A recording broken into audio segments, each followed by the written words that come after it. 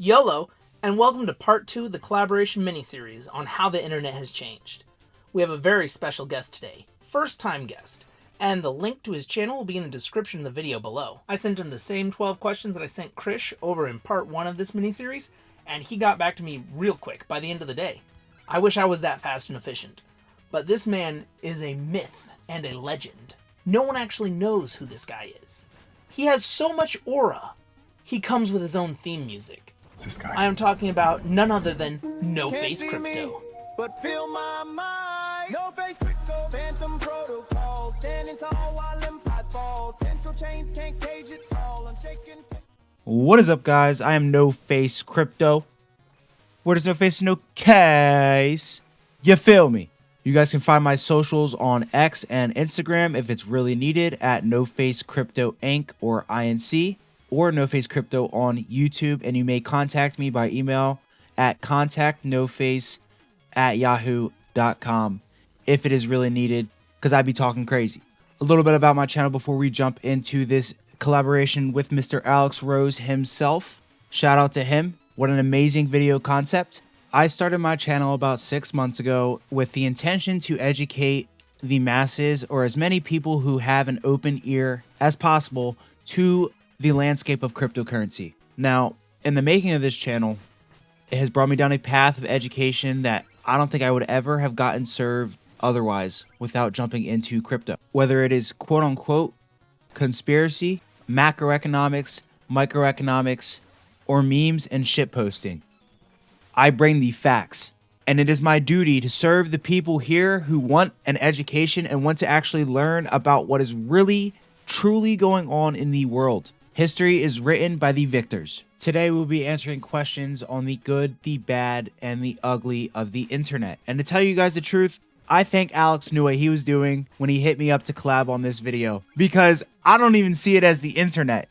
This is the DARPA net, guys. It was actually ARPA. ARPA is now DARPA. I don't want to go crazy on Alex's channel, but that's the truth. Ladies and gentlemen, this will be straight up off of the dome. I have not even read these questions yet. How I like to do things, that is how we're going to do it, right? So question number 1 here from Alex is, what's your earliest memory of using the internet? What games or sites did you visit? My earliest memory of using the internet, some of the first sites I visited on the internet were things like Wikipedia. There was boardbutton.com, which is still a thing. Vivo.com, if you guys remember what Vivo was, that like music thing. I was like OG Minecraft. One of the greatest game of all time, in my opinion, and it is not close. OG Minecraft, and I still play it. I got a Minecraft world right now that I'm building on. So I played Minecraft during the 1.1 days, and that was probably one of my earliest games that I really grinded on the internet. Other than that, it was Club Penguin and Animal Jam, if anyone remembers what Animal Jam was. Now, obviously, those were the PG websites. You know, early days of the internet, everyone has went to the non-PG websites as well. And I cannot forget, I have to mention it here in question 1, Live Leak. Live Leak was one of the earliest websites I got to when I was a kid, and unfortunately, I got to it. And that it grew me up pretty fast, I'll say the least. How much time did I spend online as a kid, and how much time do you see kids nowadays spending online? When I was a kid, very, very young, I really didn't have access to the internet, cell phones, or anything like that. And I did get to grow a lot of my life, you know, as a child outside, playing in the dirt, doing stuff that boys do, you know what I'm saying? But once I accessed my first laptop, once I had my first smartphone, it was pretty much off to the races. There were a few summers where I spent all summer inside literally playing Minecraft, and that is not an exaggeration. I feel like it goes without saying as well, I basically grew up on YouTube 100%. And I feel like a lot of people in my generation also kind of grew up on YouTube. I'll just say this. I basically grew up on YouTube, and I used to live across the street from a library at one point, and I would go over there and we would use their computers all day long. So I spent tons of time online as a kid, basically after the ages of like 8. Before that, I had a very regular childhood, playing in the dirt outside, tackle football, tournaments with the neighborhood. Like, it was a great time. It still is. I'm not gonna lie. I get out all the time. But nowadays, you have toddlers with smartphones and iPads in their face at 3, 4 years old. Not only that, you have my generation starting to become parents now, right? So people in their 20s to 30s are starting to have kids. And all we knew was the internet. So what are we doing? We are shoving the internet in the kids' face to keep them distracted. The iPad and the phone cannot replace parenting. I want to make that very clear. Do you think the internet has done more harm or good? This is a tough question. I would say the older you get and the more education you have, the more good it does for you. Or the younger you are, essentially, the more capable it is of harming you. That's probably the best way to answer this. In general, I think it has done more good for the world. It has connected us all. But there are bad actors everywhere, and it can be used for harm. So I think in certain pockets of the world and in certain populations, it has done a lot more harm than good. But if it is used correctly and the education behind the person using the internet is proper, it can be used for good. I think it's done more good for the world. As crazy as the internet is, yes. Has education truly benefited from the age of the internet, or do you think it has made us less intelligent? Let's just talk facts, right? I grew up in public school. I went to a very, very good public school, actually.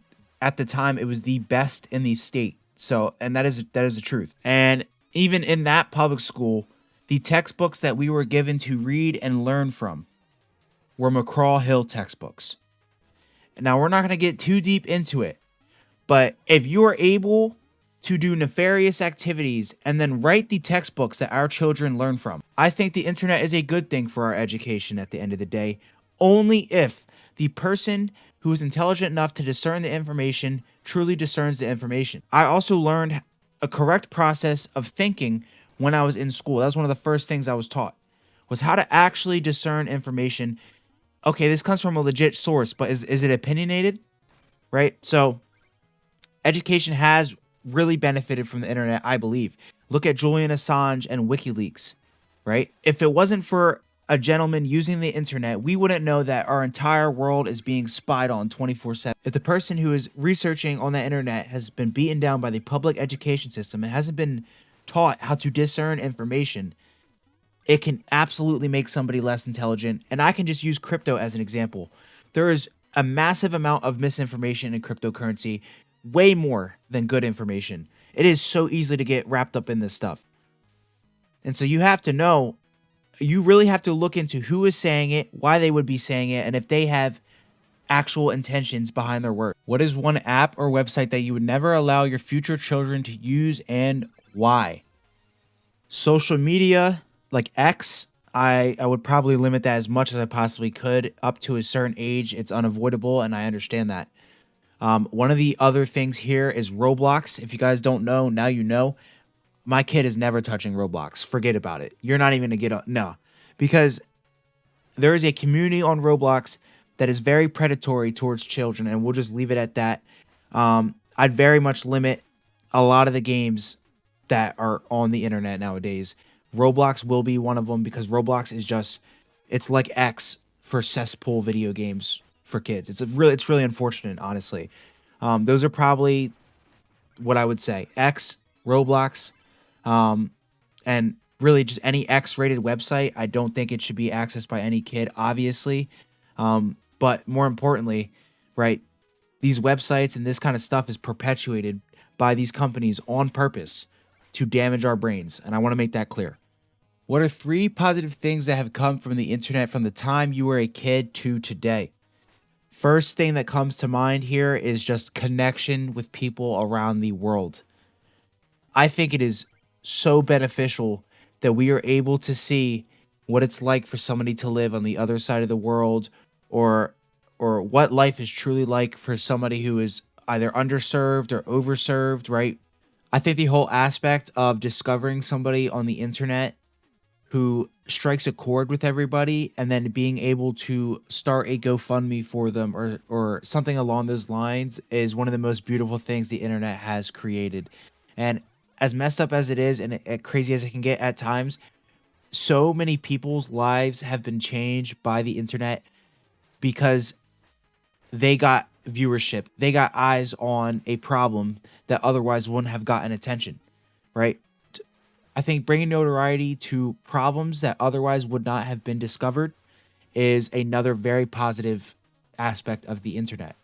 Probably the best thing, I think this can be considered internet, but probably the best thing I think to come out of the internet, period, is the ability to mass notify everybody. That can be used for bad, but I think it is a great thing to be able to mass notify everybody. For example, say you're driving around, right? You get a notification, Amber Alert on your phone that somebody's been taken from a shopping mall.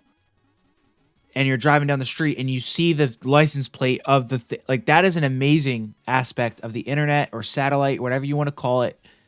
I think that is a good thing. And it has come in clutch for many people before. That is the power of the internet. That is an amazing thing. And I'll just add one more point here, because the question was basically from the time I was a kid to today. And one thing has been pretty much constant on the internet since I've ever used it, and that is that there is community. There is good people out there. And I have met people from all across the world on the internet, whether it's from playing video games, etc. And it's really cool. What are 3 negative things that have come from the internet from the time you were a kid to today? When I was a kid, kind of growing up on social media and stuff like that and the internet, there wasn't too much just out in the open X-rated content everywhere. Now you go on the internet and you can't even avoid it. Anyone can create an Instagram now and they'll just see a bunch of this and that all over their screen, not even wanting to see it. And I think just the in-your-face X-rated content is a terrible thing that has happened. And an increase since I was a kid. It has drastically increased. One other negative thing is, it's going to get kind of crazy, guys, but the funding of terrorism. All right? It has gotten too easy for these people to send money immediately from A to B to fund whatever they want, and it can be untraceable. That is a problem with the internet. And that is one of the things that needs to change. And I don't know if we will ever see it change, to be completely honest. I'm actually glad that this is a question, because another thing that has gotten completely rampant since I was a kid is the hacking and scamming and just nefarious bad actors on the internet. Literally yesterday, guys, I was talking to somebody who fell for a scam on their computer. They have a Windows computer. They got a pop-up saying that there was a virus on their computer and to call this phone number, and the person tried to access their bank account.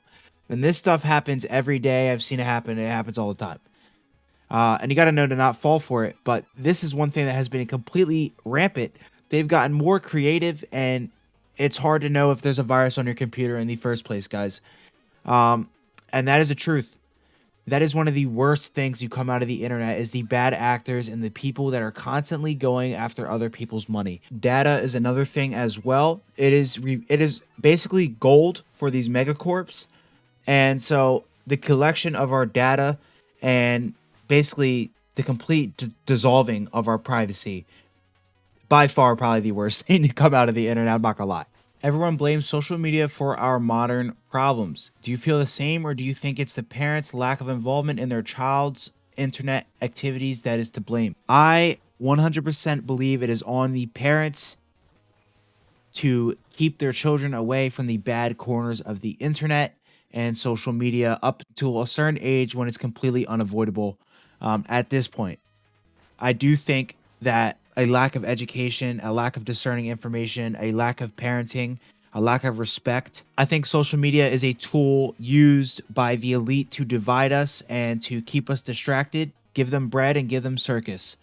I don't think it's to blame for all of our modern issues, though it does play a very huge part in that. I think humans just naturally like to blame the most obvious issue, right? Which is probably social media.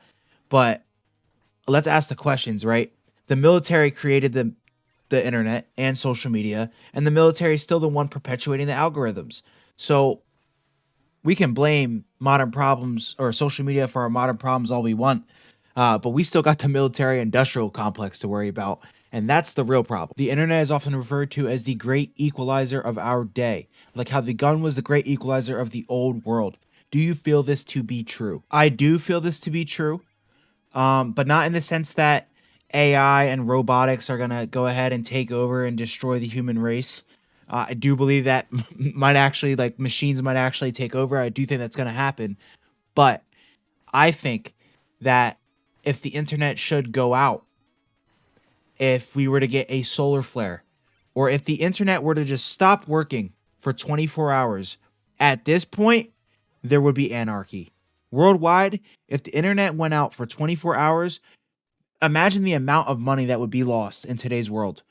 So I think, in the sense that I think it is the equalizer. That is the equalizer, guys. And that's the risk that we ran when putting the entire world on the internet. And we have AI. So those are two things that need to be looked at. I do think this is the great equalizer, yes, of our modern world. Will I live to see it? Not sure. Hope not. But that is what I believe. Should people be allowed to be anonymous online? With all security threats, where do we draw the line at freedom versus safety when it comes to the internet? Here's where I draw the line, right? I would rather have people out there watching my videos know my identity than Meta know my identity, right? I'm more scared at what these corporations are doing with our data and with our privacy, quote unquote, than what the general public would do. I can defend myself against humans. I can't defend myself against a fucking megacorp AI ran corporation. Zuckerberg's a fucking robot, guys. So we should be allowed to be anonymous online. And I believe the government at a point, whether you're anonymous or not, they know who you are. So if there's security threats, they'll deal with them. And I think you might as well just be anonymous online. You might as well try and keep your identity kind of a secret from the public if Meta already has all your information. Right? Because it's probably going to get hacked anyway. So at least do your best, you know? And obviously, I have personal social media accounts and stuff like that as well, right? But in the space that I am specifically, I just say it's better to hide your identity than to put it out there. But with that being said, a lot of people who hide their identity are terrible people, and you know they might be hiding something. That's the truth. Me personally, there's nothing to hide. All right, it's just the fact that I hold a lot of digital assets, and I don't want my face getting out there should XRP go to $1 trillion. Right? I think we have to draw the line in the sand now, to be honest, especially with the rise of Palantir, right? They have facial recognition technology everywhere, all over the world. We've seen them use it. I don't have to go too deep into it, guys. So the least you can do is protect yourself and not put your face on the internet attached to certain things. Now, mine is out there, right? On personal accounts. But for this one, for example, nobody knows my face on the No Face Crypto channel. And that's because I like to talk about conspiracy. I like to talk about Palantir and all the messed up stuff that's going on. I don't want them knowing what my face looks like. And I guess that's where I draw the line. You feel me? It has been estimated that 30 to 40% of the internet is adult content. How do you think having access 24/7, 365 to adult content has affected us on a social, moral, and individual level? I think it has possibly been the most damaging psyop to ever happen to a human population ever. I think socially it has divided man and woman when it comes to, that part of life. I think the act of sexual activity is a sacred thing, and that's not to be weird. That it truly is, right? And so when you put it on screens and you just throw it in the face of an entire population, that thing becomes less and less sacred. So what happens when you go ahead and you finally meet a nice lady and you guys go ahead and do the deed, right? It affects what a man thinks, or a woman, because both people do it, right? But it affects what somebody thinks how something is supposed to go. Because what you see on film is not what you get in real life. And that is just the truth. So it messes with people's expectations. That messes with people's fertility. This is true, guys. This is all true. And I'm going to be completely honest here, guys. When you were watching X-rated content, and let's just say, you know, you accomplished what you were setting out to accomplish in this, what happens then is your energy quite literally gets drained from you. And that's not to be funny, that is just truth. That is your energy. They are sucking your energy. And that is not to be, again, this is not to be weird or crazy. This is a psyop, and it damages everything. Morally, you're completely cooked. You're completely cooked. You guys know the stuff that they be doing in this stuff, guys. Okay? You're not supposed to anything. You're not supposed to smack the shit out of anybody you're messing with. You know what I'm saying? But they make this shit look like it's acceptable. So it completely destroys a young man's brain, in my opinion. And personally, on an individual level, it can mess with your relationships. That's what I believe. I've experienced this myself. I will tell you guys right now, I have experienced this myself in my early 20s. I mean, I'm still in my 20s, but in my very, very, very early 20s, about 19, 20 years old, man, my expectations for what to expect moving forward are skewed. They're skewed. You should want to find love, not something to mess with. And I think that's kind of what that kind of content has done to this entire country's brain. Truly. I think one question everyone should be asking themselves is, who owns the pornography companies? Who owns the media? Who owns the algorithms? These are all questions that need to be answered. If you had a button that could instantly wipe out the internet, leaving our modern world without it, and without any way to rebuild it quickly, would you? And if so, do you think we could survive? This is such an ironic question. I told you guys I didn't read these questions before this recording. So it's just funny how like the path of all these questions kind of just follow my natural thinking anyway. You guys are all wondering, would I press the button? No, I wouldn't. And I'm going to answer this question. Do you think we could survive? My answer is no. I don't think we would survive. And that's my honest opinion. I think if the internet got wiped out completely and there was no way to rebuild it, the effects on the economy, the effects on the world, especially in America, we're cooked. I don't think there's any rebuilding it. I don't think there's any surviving. There will be no rebuilding because there would be no survival. Who's going to be around to rebuild it, right? Maybe the billionaires who dig themselves in a mountain and hide. But for that very reason alone, would I press the button? No, because I don't think we would survive. I don't want to be Thanos. And not only that, we would be leaving a lot behind, guys. And I know the internet does a lot of crazy stuff and there's a lot of terrible things on the internet. But the Internet Archive is one of the greatest resources known to man. It's like the Library of Alexandria of the internet on the internet. If we lost that, we are actually losing like 30, 40, 50 years of human history. Actually. So with the closeout of this video, I want everyone to just know that I highly suggest you guys research the Internet Archive for anything you want at all. Whenever they go ahead and post something and then try to Mandela effect it back out like it never happened, the Internet Archive keeps it. So just check it out, guys. Very, very interesting. Thank you to Alex for allowing me to participate on his channel in this video. Should be a very great video, and I appreciate it. You feel me? Shout out to Alex. Warm round of applause for No Face. Thank you so much, man. Our first collaboration together, an absolute banger. I was blown away by some of his answers. They were right on the money, at least for how I felt. But now, as promised in part 1 of the video series, I'm going to answer the questions. But before I get into it, I wanted to remind you guys that the link to his channel will be in the description below, and you should go check him out. He has some really good stuff that you're not going to want to miss. But let's go ahead and get into these questions. Question number 6. What are 3 positive things that have come from the internet from the time you were a kid to today? I would say the first and foremost being an unofficial form of internet safety training. When I was a kid, to probably early adulthood, one of the biggest, most popular things to do to troll someone would be to send them a link that would take them to the Rick Roll video. That has been done to people so many times that they have instinctively learned not to trust links inherently, because it is too easy in our modern age to click on a link by mistake, and next thing you know, you're frozen out of your account. The second thing I would say has got to be the streaming services.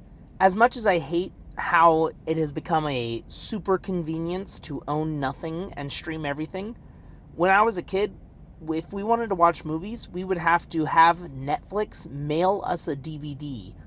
We would then wait, the 3 to 5 days for the mail to deliver the DVD. We would then take that DVD, put it in the Wii, and hope that it's not scratched up so we could watch whatever show or movie that we had requested.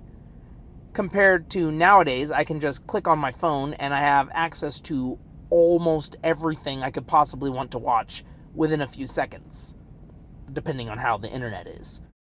And the third positive thing I would say is a combination of online banking and brokerage accounts comboed with instant access to news. I made around, I think it was $14,000 doing deep in the money call options when Trump was talking about tariffs. That's something that dudes from the 80s or 90s would have killed for the opportunity to have. I could on one screen watch a major news event and on the second screen be able to profit from it. These are things that open up so much opportunity to the average person that our fathers, our grandfathers never had the chance to even dream of. Number 7. What are 3 negative things that have come from the internet from the time you were a kid to today? Well, looking back on how the internet used to be and then how it is now, you can definitely tell one thing that is negative is these weaponized algorithms. It feels as if the algorithm for any app or website is designed to keep you on it as long as possible. It doesn't matter if it's rage bait, hate content, it is going to keep you there so it can run ads on you. And it has a secondary effect of causing echo chambers. You're never going to really be able to broaden your horizons and see differing viewpoints because the algorithm sees that as a chance for you to be dissatisfied and then to click off and go somewhere else. And they do not want that under any circumstances. Another thing is people don't take their safety seriously. When I was a kid, I was told not to trust strangers that you meet online, don't give out your personal information, don't meet up with strangers from the internet, don't get into a stranger's car. And nowadays, through things like Lyft or Uber, we get into strangers' cars, or through Tinder and Bumble, we meet up with strangers. There are people who are even giving out their personal information for first date. They're just like, oh, come over to my place. It could be a fake account. It could be a serial killer. We've all heard of Craigslist killers. What about Tinder killers? I'm assuming that there's got to be at least a few of them that we haven't heard of. And yet people are like, oh, well, let me just give you my home address. Come on over. It's insane to me. A third thing that is negative from the internet to today is just how much of a 1984 Big Brother-esque police state we've become. Thanks to the internet, companies, and more importantly, the government, has access to everything you do, everything you say, 24/7. They know what you're thinking before you even do. There are times where you're talking and you're like, oh, we should buy an egg beater. And then not but a few minutes later, your phone starts giving you advertisements for egg beaters. Then there's dynamic pricing, where based off the type of device you are or your internet activity, when you go to look up prices on websites, they will change the prices based off of your search history and the cookies you have. It is super invasive, creepy, I hate it. Number 8. Everyone blames social media for our modern problems. Do you feel the same, or do you think it's parents' lack of involvement in their children's internet activities that is to blame? I feel parents do need to be more involved in their children's activities. That way you don't end up with Slenderman situations where those teenage girls or those middle school girls went and stabbed their friends in the woods. But on the same time, that's also easy to blame. Just be like, oh, well, the parents should be doing their jobs better. Whereas a lot of people on social media are not children. It is those constant feedback loops and algorithms that make you go from dieting exercise videos to anorexic videos to bulimia, and it leads you down these dark rabbit holes. And one thing I always say is if you do not train your algorithm will train you. Whatever you don't have mastery over in your life will gain mastery over you, and no man can serve two masters because he's going to hate the one and cling to the other. So you need to make sure that you are actively controlling your algorithm, and whatever social media platform you're using, you aren't engaging in the super clickbaity, rage bait, or hate. Number 9. The internet is often referred to as the great equalizer of our day, like how the gun was the great equalizer of the Old West. Do you feel this to be true? 100% I feel this to be true. In the old world, a 6'2" guy like me who's almost 300 pounds, if I looked at a 5'5" guy and said, I'm gonna kill him, there's basically nothing he could have done to stop me. Nowadays, we have guns. That 5'5" guy could end me in a second. The internet has given us a similar power. Think of the Wall Street bets and the hedge fund billionaires who were losing so much money during the GameStop fiasco. It allowed the average person to have the same fighting force as these multi-million or billion-dollar companies. When it comes to independent journalism, we have the chance to actually see what's going on and not be spoon-fed giant media corporation slop. You got to look at who owns these corporations because it's always the same people. BlackRock, Vanguard, etc. We have the chance to even the playing field, which is something that our previous generations never did. Number 10. Should people be allowed to be anonymous online? With all the security threats, where do we draw the line at freedom versus safety when it comes to the internet? There are a lot of bad actors on the internet, from serial killers to child predators and everything in between. So I understand that we do want to be able to track down the evildoers and put a stop to them. Justice should prevail. But at the same time, when it comes to the internet and when it comes to real life, I hold fast to the same belief, which is a quote from Thomas Paine's book, Common Sense. Those who sacrifice freedom for safety deserve neither and will lose both. Every inch you give, they'll take a mile. And if we end up not being allowed to be anonymous online, have digital IDs and doxing become a thing, think about the last 5 years in American politics for either side. People are actively hunting each other down and getting each other fired and doxed because of something they said or did or someone they supported. It's absolutely insane. It's a level of invasive power that is only in the prolific stage, the proto stage, I mean.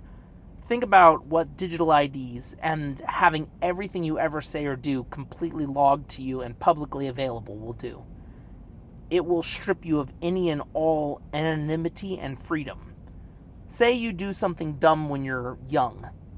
We know the internet's forever, but now, maybe someone gets pissed off at what you did. It rubbed them the wrong way. You were their 13th reason, and instead of taking it out on themselves, they decide to hunt you down because they now know where you live, they now know your family, they now know you work, they now know what you drive. It is way too dystopian for me. Number 11.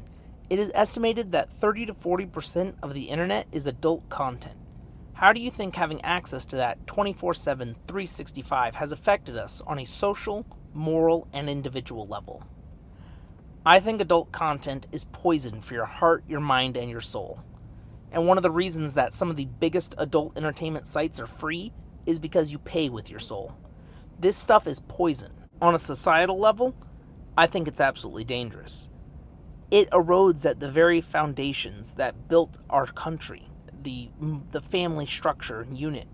It promotes more sexually promiscuous behavior, increased number of sexual partners, which decreases pair bonding, increases chances of STD or SA, increases chances of unplanned pregnancies. It sets up unhealthy expectations. On a moral level, it is degrading. There is nothing honorable or chivalrous about it. It feeds into your baseline instincts, your animalistic urges. There is nothing to be gained, no progress to be made. The Stoics of the past, whether they be Eastern or Western philosophers, all would have said the same thing about how terrible it is to fall to your baseline instincts and not to rise up, to be more than the sum of your parts. There is nothing moral about it. On an individual level, it is one of the biggest challenges a man has to face is his own lust. And in this modern age where everything is shoved in your face, where there's so much easy access, it makes it difficult to resist. The greatest men in history have fought the same battles that we do now, but they didn't have near as much temptation as we do. It's like being addicted to a drug, doing weed, and then next thing you know, weed doesn't do it anymore, so you have to move up to crack. After a while, you've built up a resistance to crack, so then you move to heroin, and then to fentanyl. There's always something more, something new, something you have to push yourself further for, because you're never going to be satisfied. It's like filling a cup that has a hole. It is, like I had said, poison for your mind, your heart, and your soul. I believe this type of content to be a psychological or spiritual weapon used against people, a way for us to destroy ourselves. That way we're never going to be a threat to those in power. It reminds me of an ancient hunting style from the Inuit people in Alaska.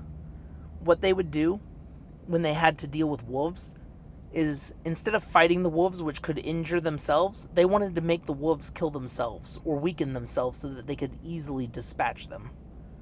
So they would take a knife and they would dip it in the blood of an animal they hunted, and then they would freeze it. And then they would dip it in the blood again and freeze it over and over until there's a coating of ice all around the knife. Then they would bury the hilt into the snow, leaving the bloody popsicle sticking out. They'd leave and wait for the wolves to do all the work for themselves. The wolves, with the smell of blood, would come and start licking. Tasting blood would send them into a frenzy where they start licking it faster and faster. The cold from the ice would then numb their tongues so that they don't feel that they're shredding their tongues to ribbons against the knife. And then the fresh blood, the smell of it would increase the ferocity of their licking until they slice their own mouths open and are bleeding and sore and can't go hunting and attacking people. And then in their weakened state, the Inuits would come up and easily dispatch them. Number 12.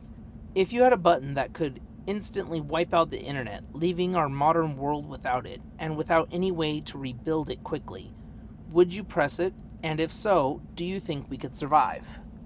I'm going to answer the latter before the former. If pressed, I do not think we would survive. So much of our world, our modern world, has been put online, from payment processing to information transfers to automated systems for traffic lights, for power grids, for water. Everything is online. If we were to have a giant internet outage, millions of people would die within the first 24 hours easily. And that's not even accounting for civil unrest.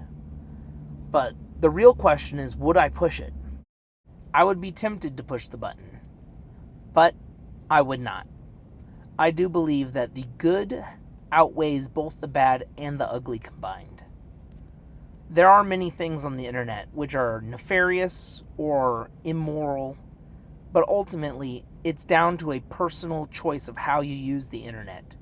If you use it for your own demise or your own benefit or the benefit of those around you.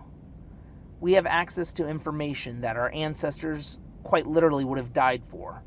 They used to take month-long ship rides to get letters, and now I can send an email in seconds.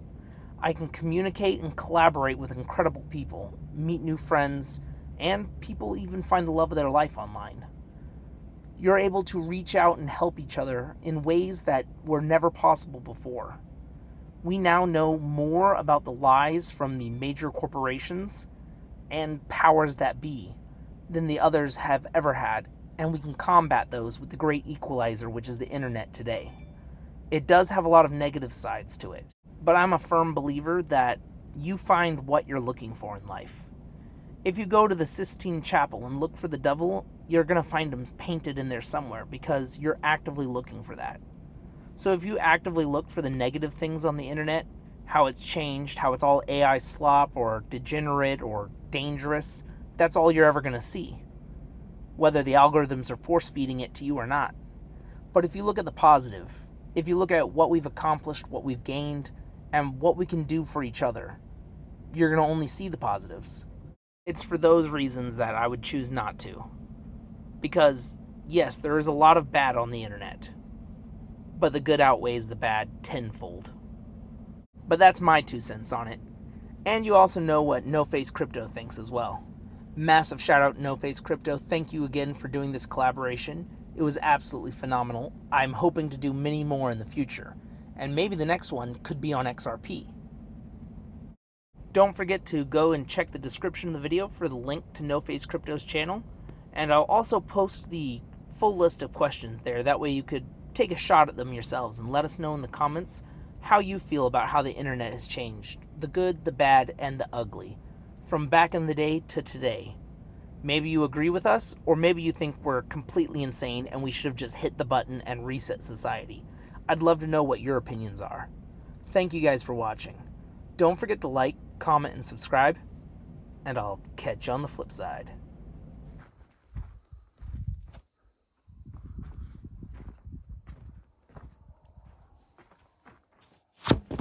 Ain't going nowhere.